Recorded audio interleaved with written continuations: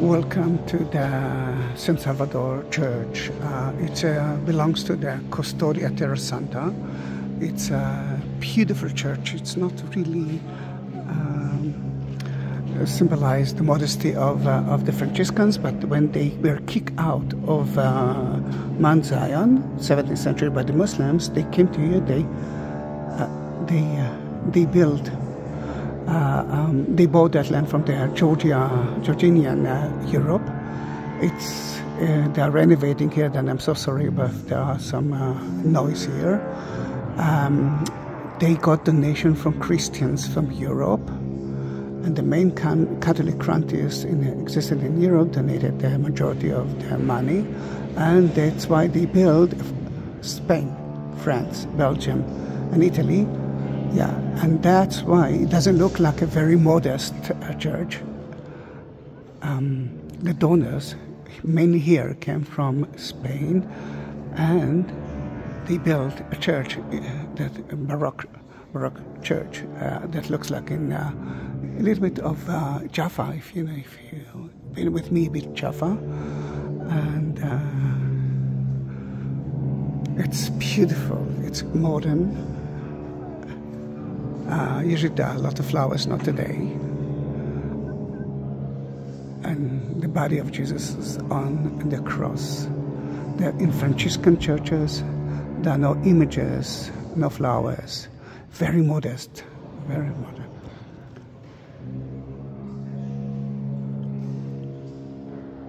In every church you will have the 14 stations of the cross, which is actually Franciscan's idea. Then you can see it on the wall. This is the fifth one. Remember what's happened? Yeah, yes. Saint Simon and the mother of Jesus is right here.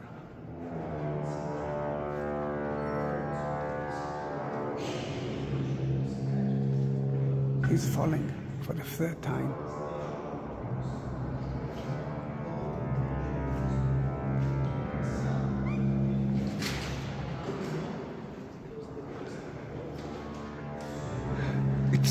It's so nice that the Franciscan actually mentioned that the 14 stations that they actually in a way built, not all of them are mentioned in the Bible, but as you already know from my videos, then they added a tradition that were already in Jerusalem for so many years.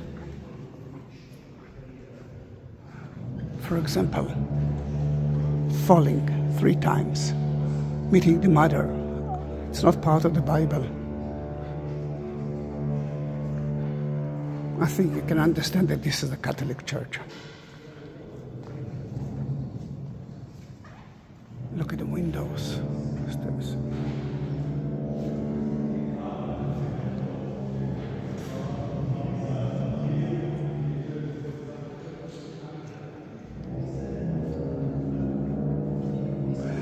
EJ, I'm thinking about you now. I didn't buy you the candles yet, because I'm part of the tour, but your spirit, and of course your wife, Betty, is in the church right now.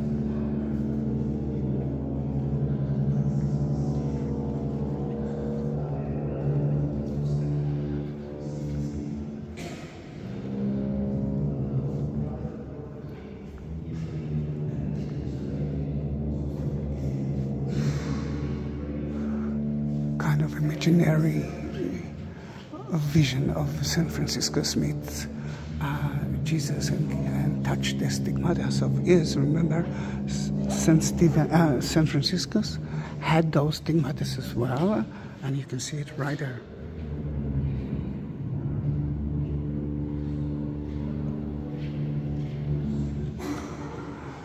October 3rd, Franciscus died. Then there's a huge celebration here that day. The vows. If you want a Franciscan's brother, monk, you have to study and to a lot, and then when he reach the stage that he will promise to be poor, no property, no marriage, and no martial and opinions. Poverty. Well, yeah, and they believe that God will give them everything that they need, and they don't need anything else. He is the big Lord of their life. They don't need anything, anyone to be part of them. No, not only wife, not even the S word. I'm so sorry about the noise, but they're renovating. Every year when they study, or every year they must say, I promise to keep those vows every year. And when he reaches a stage of being a monk, being a brother, they put a carpet here, the custos is there, and they promise to be part of the order as well. It's beautiful to see it. And then you are promised that forever you will be part of them. You will receive a ring, and that's it. You are part of the Franciscans order. In the museums of the Franciscans, they have treasures from different places, from different materials. I've never been in that museum for more than 5 minutes. I hope that we're going to visit it.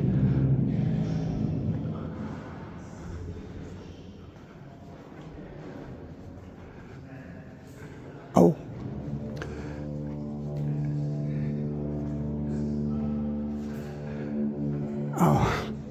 The truth, many years ago, killed 11 people from Syria, 11 Franciscans, but he actually said the truths are beautiful, and they are. And this is the vision of it. And they are saints now. 13th century.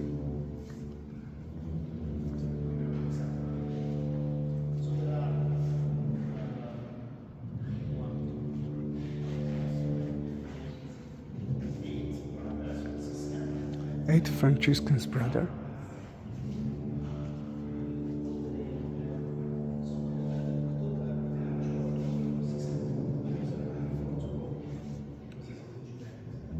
October, it's their day.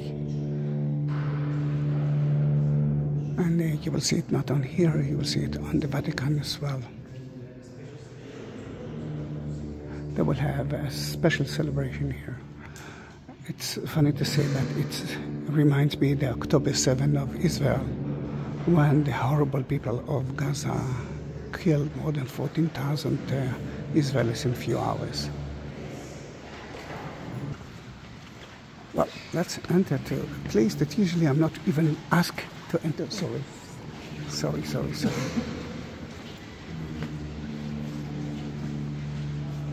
Of course, Jesus on the cross, John, Mary the mother, Mary Magdalene are here as well.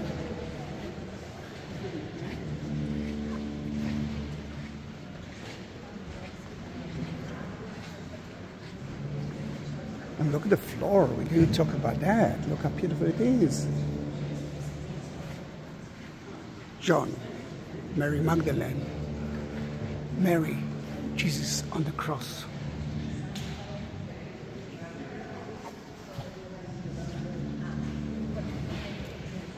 E.J. Betty, Don, all the Christians, all the Catholics that I actually knows now, I'm blessing you right now. Look at the organ. If there was something that I wanted to play, was the organ. But I don't know how to play even one instrument. I tried the flute. The teacher kicked me out of it. They said, you can do so many other things, like being a tour guide. Then I became a tour guide. I'm kidding. I'm not good with it. I love music, but not more than that.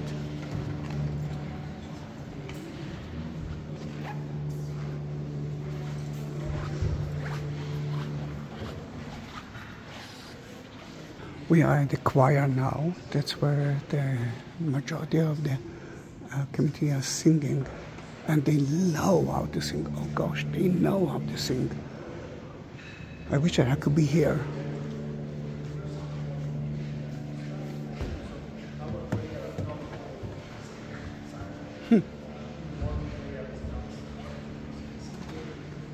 The morning prayer is not with music, but the evening is, yes. The morning.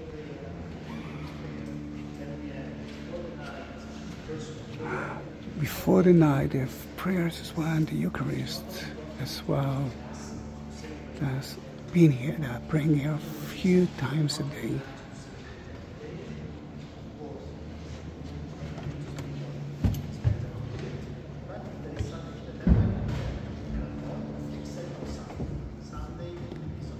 Then the Mass, and the evening the singing, and Sunday everyone must be here. They have a concert. Yeah, you can see we can play. Then the public, oh, from here the public can see the player.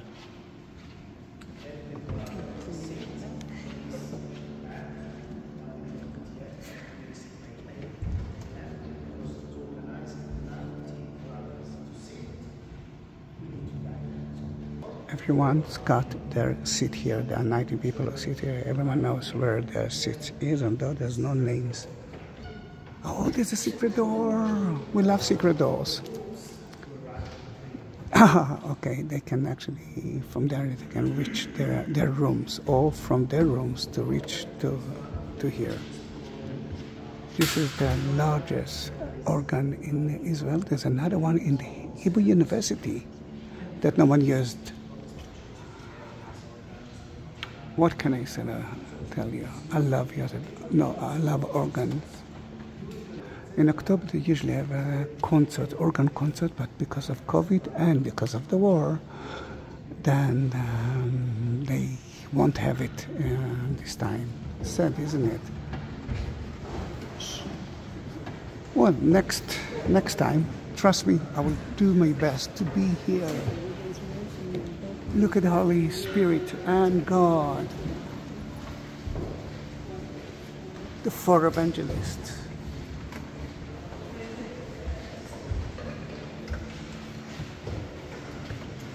Let's go to the sacristy.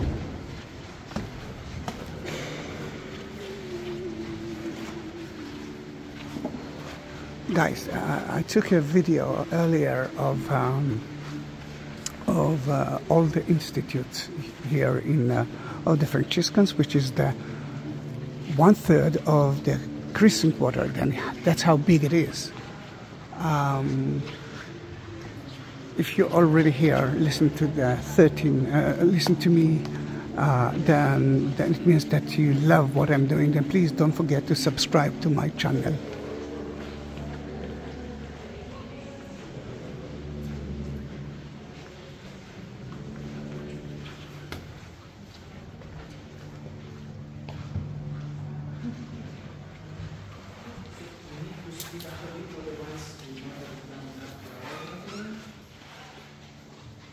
So you enter the sacristy, in Latin and Italian sacrestia. And inside this word there is sacrum and secretum. So something that is holy and secret or reserved. Why? Because you usually every church has a space that is big or small according to the wish of the church, but is the place where we keep everything that is holy. What we use for the liturgy, the clothes, the books of the liturgy, oil, water, holy water, etc. Because this church is the main convent, and we have many brothers. Not all the brothers are priests. Here is the time also to speak a bit about this difference. When a young man starts the process to become a brother, he doesn't know yet if he wants also to become a priest. So he has a spiritual guide and he has some formators that are helping him to understand. So the educational system is for everybody the same. Philosophy, theology.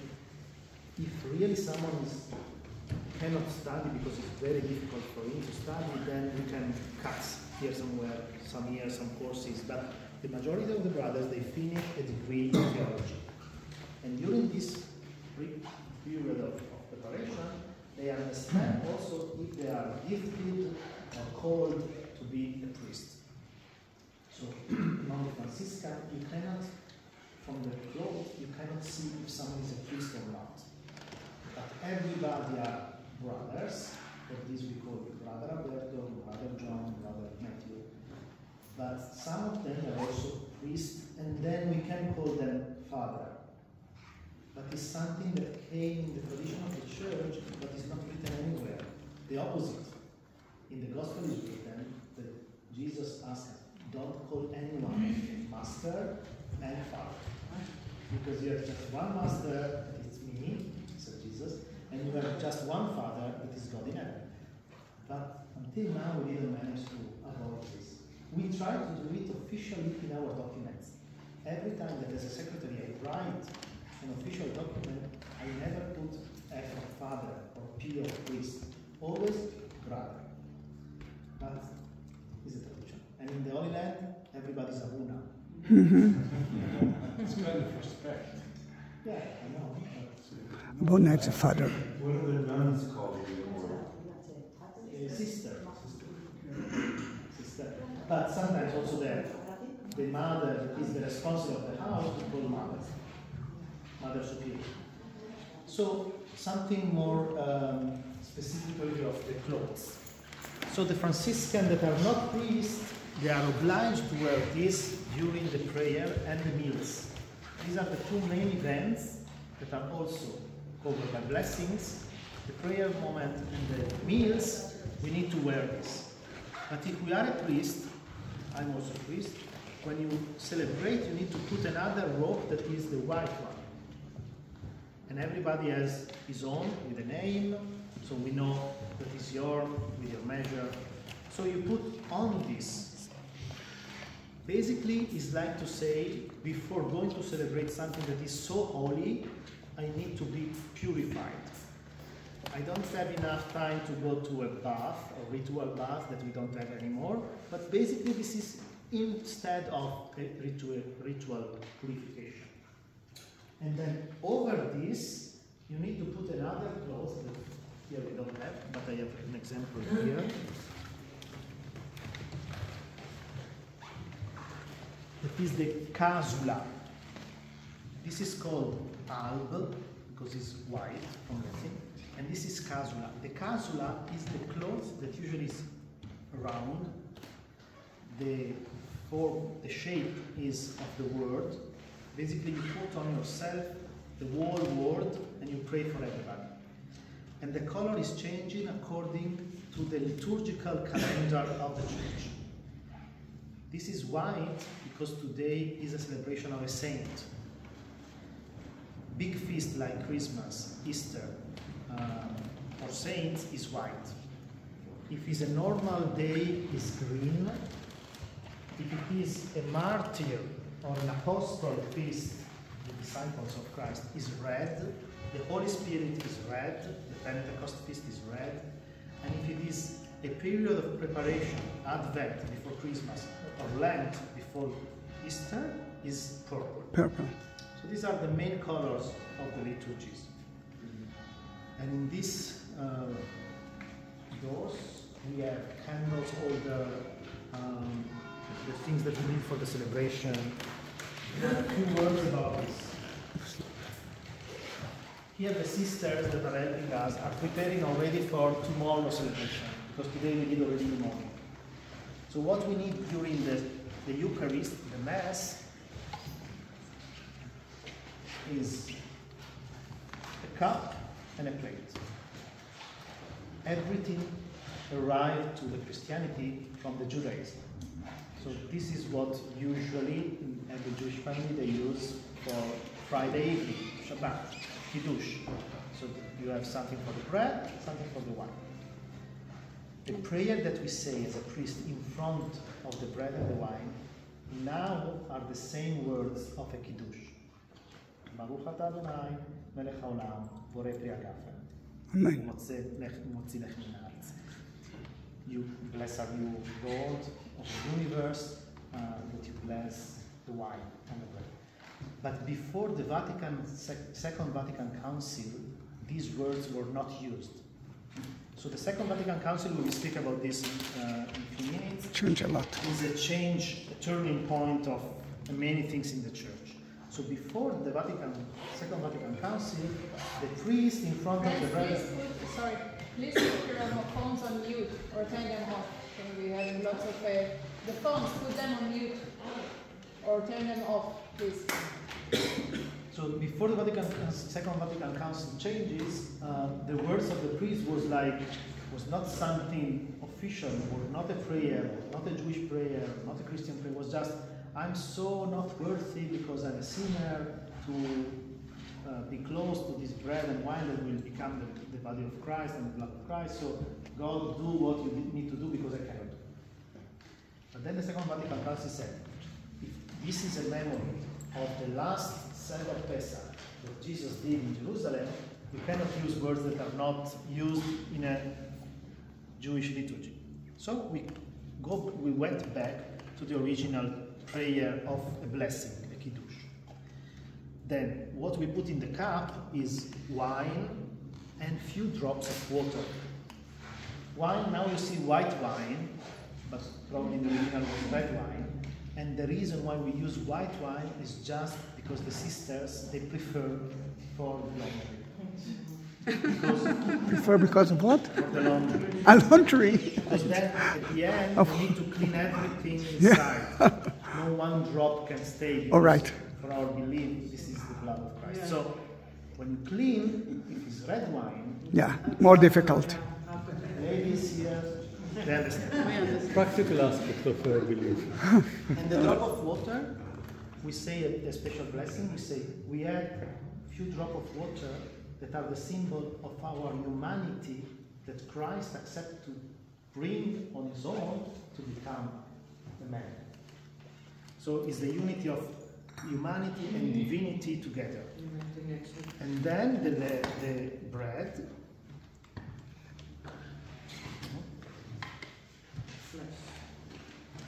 The bread is a very thin piece of bread. It's just flour and wine and water. There is no... Like matzot. Like matzot. Because in the origin, this was used for Pesach. So now for practical reason, we do in this shape. The big one is because then you can show, and everybody also at the end of the church, they can see. But then individually, each believer receives a small one. But they are all in the same plate, they receive the same blessing, and then we distribute. Is it baked here? Yes, there are in every town, there are sisters, usually it's monastery of sisters, that are preparing the bread for all the different churches. There is a specific process, so we don't ask a bakery to do it. Sisters, they do with a special prayer at the beginning, and then we divide in boxes. And then there is a piece of bread which remains and you put behind. Yes, there is the tradition that usually the Eucharist is done when people are there. We distribute. If someone is not worthy to receive because he needs to go to confession or he didn't yet receive the baptism, he will not take. But those that they cannot arrive because they are sick or very ill, they really didn't manage to arrive, then they can ask, usually they phone to the priest, can you bring me the communion? Or we keep always a small bread because in case someone is going to die suddenly or because he's sick, he can ask for the last sacrament. Yeah. And we keep just the bread and not the wine because the wine is very difficult to preserve if it's not in the fridge. So also for this there are specific rules. So the bread cannot stay longer than 1 month there, even if it's very dry. So we need to change often this. We don't keep a lot. When we know that it's already a few weeks, then we consume everything. What happens if you find a tabernacle that was forgotten? and inside there is bread that now anymore is not bread. You cannot throw in the rubbish. Okay, Also, you have there to is a bury special it. moment. You need to go in the nature, put it there, Bury. or you Bury need to it. put in the water until it's completely dissolved, and then put in the earth. That was strong. That was strong. We said that more. Well, before you will actually look at me and say, yeah, there are tourists here. No, there aren't. Just today, the people from Lebanon, the nice people of Lebanon, sent us a missile through Tel Aviv. Tourists are not in Israel. This is a group of tour guides, and instead of staying at home, we are trying to study. Then Ayelet Opaz is our leader today, but as you can see, the Franciscans' brother is guiding us here in the Custodia de Terra Santa.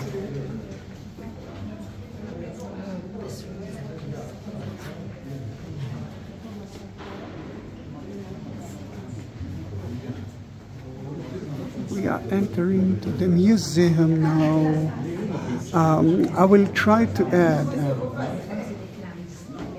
a video of everything together, which is going to be a long video, but I might cut it into a few different videos. Then, for example, the church will be, if you watch the church video, then you know that there are more to see.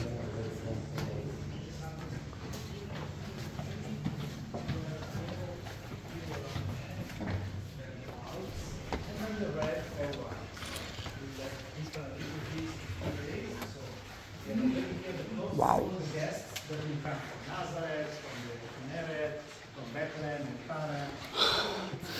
I love the smell. So this one was the original library of the convent. Each convent is a very ancient tradition. Even in the medieval time, they have a specific place for library. So the convent of San Salvador, this was the library. You have to imagine all around books and small stairs, ladders that are movable to go around, up, and according in the middle here, shelves. Then when we decided to have a specific library with all the ancient books from all around the Middle East, then we create the new library. So where we will be in half an hour is the new library that is not collecting just the San Salvador books, the books from all different convents. And there you have manuscripts, Cinquecentine, Incunaboli, special books, very, very old. So here we transform in a special room that we call Mother of Pearl room, because you will see in the windows some masterpieces of handcraft, handmade objects of Mother of Pearl. It is olive or olive tree wood and covered by Mother of Pearl. These were special gifts, presents that we were giving to special guests that were visiting the Holy Land. Kings, presidents, nobles.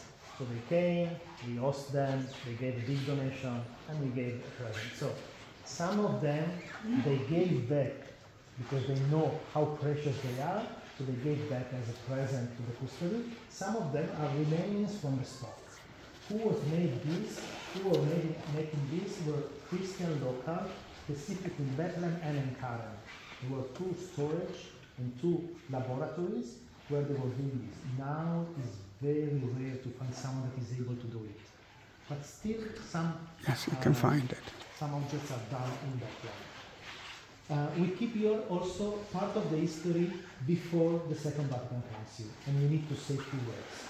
The big changes of the Second Vatican Council were mainly for the liturgy, the languages that we use in the liturgy, and the theological understanding in the Church. Basically, the Second Vatican Council were 3-4 years, 1963 until 1965, with few breaks in the middle, where all the head of the Church, Catholic, but also they invite Protestant, Orthodox, and other churches, to listen to big conferences and to take decisions. They went to every topic in the Church: history, philosophy, theology, understanding, and everything that was not right or could be changed better was done. So this is a huge step of the Catholic Church. No other churches until now, they manage to meet together, all the other churches, and to go through what is possible to change, if there is something to change. Didn't Pope Francis do the same? Another Vatican Council? Yeah. Well, many popes they wanted until now. There are not many things to change, but of course we're always in a process of progress. But the Second Vatican Council was a miracle from the Holy Spirit. So the main thing that we changed, as I said, is the language. Before Vatican Council, just Latin was the language of the Church. All liturgy, songs, readings, just Latin. After the Second Vatican Council, every local church can use the local language. I remember my family, my parents, they born just 10 years before the Vatican Council.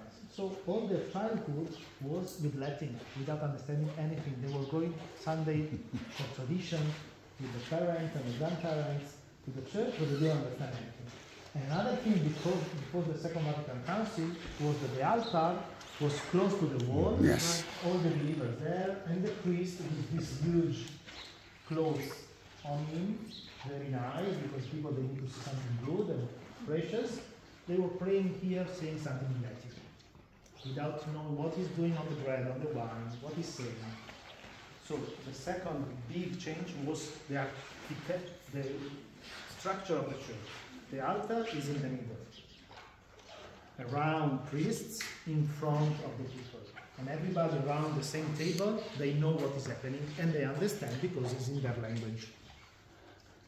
So clothes And that's change. why we see sometimes two altars, the old one and the new Yes. one. Where were possible, we really cut and move the old, like here. Sometimes it was so precious and so difficult, So they put a keep new and one. they put a new one. The clothes now they are much simpler because we don't need also this the understanding of the liturgy is you don't need to see something very precious and not understand it. It's better to have something simple but everybody understands. So now the clothes are very simple, just one color, few decoration, and this we can still use, but it's more like for the museum. And I close here something very practical and unique of this land. You see that somewhere there are statues of flowers, vase with flowers.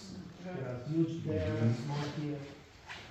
Because on the altar, when this is not an altar, but let's take as an example, you have to have one cross, minimum 2 candles that can grow the number until 7. 7 if the bishop is present and praying. Otherwise you can do 6, 5, 4, 3, 2. Minimum 2. That are the symbol of the humanity and divinity of Christ. The cross, or on the altar or near the altar, and flowers. Why we need flowers? Because it's a memory from the Bereshit, that there was a garden, and the day of the resurrection because he was buried in a garden. So, flowers here, flowers there, or nature, we need to have on the altar. But to have fresh flowers in this land was completely impossible. We are thinking from the 13th century on. So we have a special permit from the Vatican to use symbol of flowers. So these are also very important precious sculpture, silver, gold, ceramic, that were used to oblige to this obligation to have flowers. Okay. What is called that? It is beautiful, isn't it? Let me show you a little bit of the mother of pearl.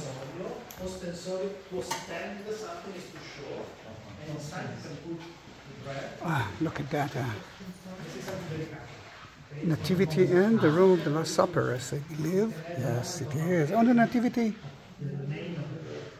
Before to put it in the tabernacle, you can have a moment of adoration. When you put it in this very decorative box.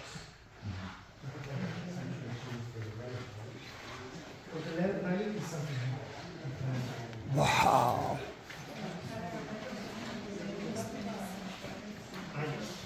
Now we go down to the